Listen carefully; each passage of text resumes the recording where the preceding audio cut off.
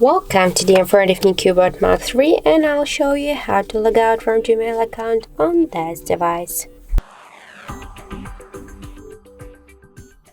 So first let's launch the Gmail application, and after that tap on the right upper corner.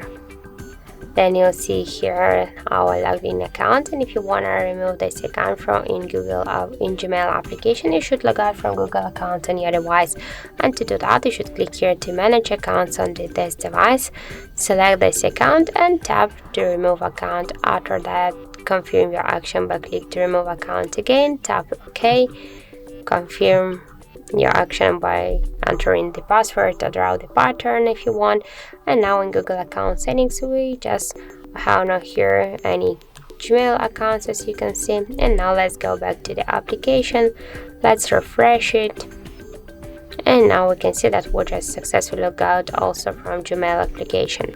So that's it. Thank you for watching, and if you find this video helpful, don't forget to leave a like, comment and to subscribe our channel.